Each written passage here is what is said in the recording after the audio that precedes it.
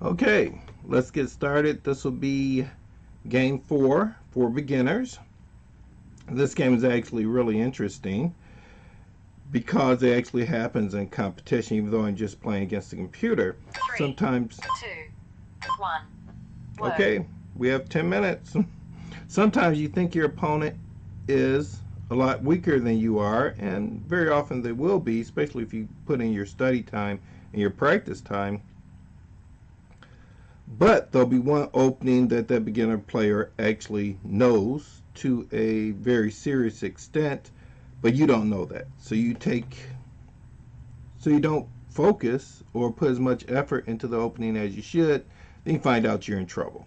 In this particular game, I really wasn't in trouble, but I could not, across the board, come up with the correct continuation for that particular opening, even though I have seen it many times. The variation that was selected is actually advantageous to black, and I was playing black. But sometimes it's hard to figure it out across the board when you've forgotten the proper continuation. It's not that you forget it, because you never forget what you actually understand. So maybe I didn't understand it to the degree that I should have. And let's go to it right now and see what's happened in this particular game.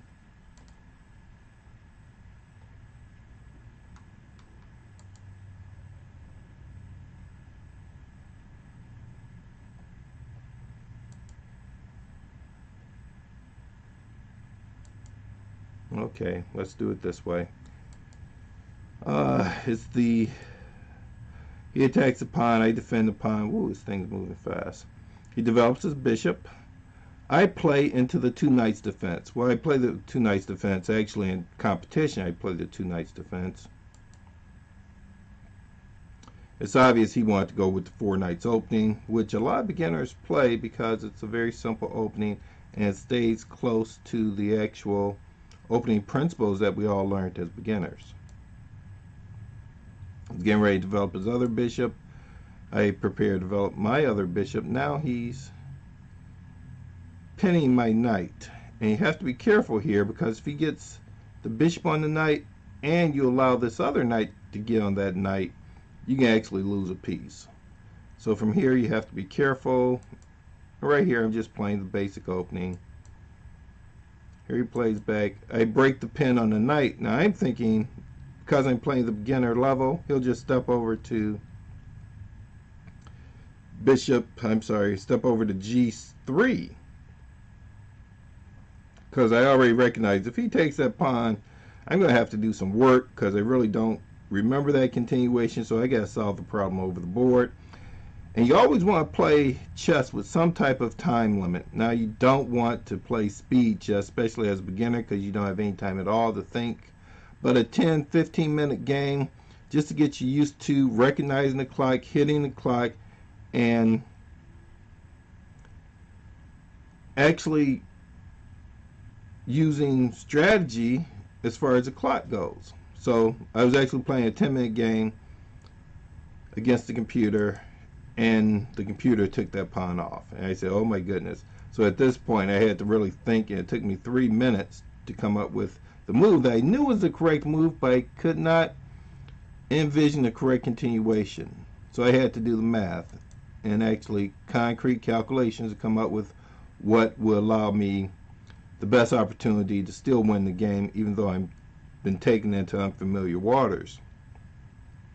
So my plan was bishop to G4. He plays a pawn to F3. I pull the bishop back to E3. I'm sorry, to E6, because when that knight comes in to D5, I have to be able to take it off. I wanted to play here first because with the pawn at F3, he cannot bring his queen over to put more pressure on that knight. The continuation that I thought we would go through would be bishop to G4, bishop takes knight, queen takes bishop, queen takes bishop, queen takes pawn check, king moves over. Now white would be a pawn up, but I would have attacking possibilities, serious attacking possibilities. I attacked his queen. He surprised me because the queen actually moved out of the way, which is good for me. I played back to stop the knight from coming in, and now his queen cannot apply additional pressure by moving to f3.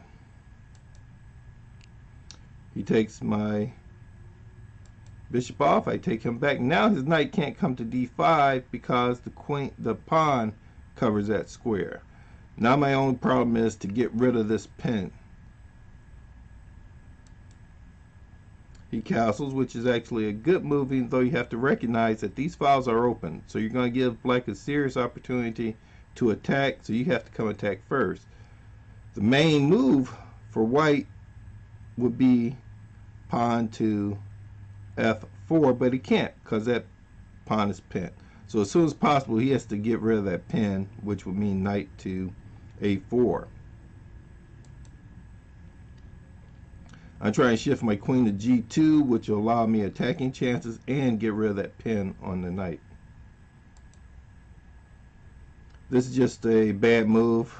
Being a beginner, didn't think it through. Black's king is still in the center of the board, and he does want to open up that center, but not by sacrificing a pawn that doesn't give him anything. This knight is still concrete. Even if he gets rid of that knight, this pawn chain is concrete. It's going to be hard to break through. You have to break through it. Does an unnecessary queen move. Oh, what's happening here? What happened to my move? Okay. Black gets the king out of the center. Now he's trying to open up the center, but the king isn't there anymore. So he's trying to attack my king, but what I'm going to do is I'm going to go for a counterattack on his king instead of trying to defend mine, because I'm not under immediate threats. Now the last thing you want to do with any move in chess is to take your pieces and move them back to the original square. You only do that as an absolute last result. You know what I mean. I think e3 or even d2 would have been better. At least it doesn't disconnect your rooks, and that's exactly what the move made does. Now I bring both of my rooks in to attack his king, and right now the computer says the game is totally won for black. He tries to defend it. Now I'm taking advantage of his weak light squares because he doesn't have a white bishop. So my queen, my rook, my other rook, my knight, my bishop, and my other knight are nearby.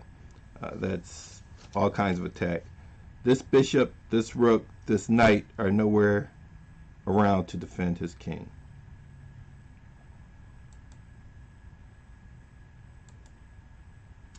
I check the king now. Right now, it's obvious that I'm going to win the exchange by taking off his rook. But in this position, should get more. I should be able to checkmate. But again, my time is way down because I had to figure out that opening, that if I was keeping up on my opening play, I would have automatically known the correct continuation. Even I played a decent continuation, it really wasn't the correct one. He gets out of check. I put him back in check. Moves over. Now this is his escape square. I got to figure out some way to block off that escape square so I can create a mating net. I take the check. Now he can't come there right now because of the discovered check from the queen and the possibility of taking off his queen. Steps in. I go back with the check. He steps back out. I go ahead and take the rook. Now the queen stops him from escaping, and I put pressure on his queen. He could have had slightly better defense, but the game in essence was over regardless. And that's checkmate. So the possibilities here were, if you're being attacked, look to see if you can do a successful counterattack. Know your openings, don't get overly comfortable, and sometimes you do have to think your way out of the opening by applying your basic opening strategies. and understanding. I knew where my weak square was. I knew I had to cover that weak square. And in this particular case, that weak square was, well, it was at F6. 3, 2, 1. Rest. Oh, well, as you heard, time is up. This was a very interesting game. I hope you enjoyed it and learned something from it. Bye for now.